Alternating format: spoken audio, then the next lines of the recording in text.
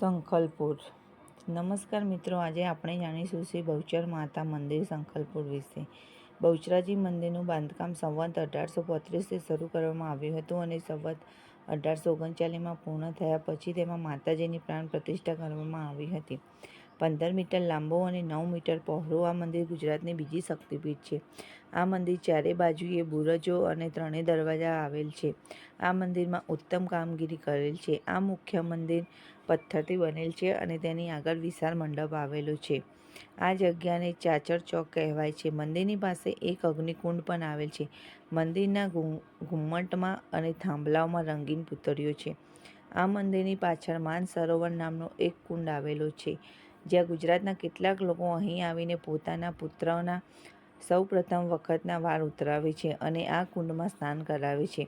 તેમને માંગેલી માનતાઓ તેઓ અહીંયા પૂર્ણ કરે છે.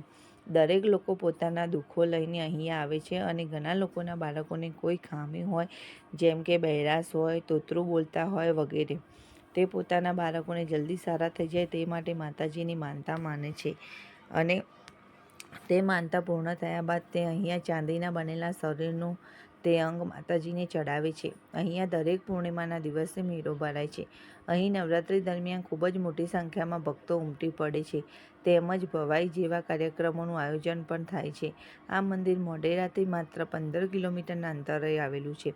ત્યારબાદ જૂનું સંખલપુર પણ અહીંથી માત્ર 5 કિલોમીટરની અંતરે આવેલું છે. આ મંદિર ખૂબ જ જૂનું હોવાને લીધે કેટલાય ગરબા, ગીતો અને ભજનો આ મંદિર પર લખાયેલા છે. અહીંયા પહોંચવા માટે ઘણી બસો ખૂબ જ સફળતાથી મળી રહે છે. અહીં રોકાવાની અને જમવાની પણ ઉત્તમ વ્યવસ્થા હોવાની કોઈ જ મુશ્કેલી આવતી નથી.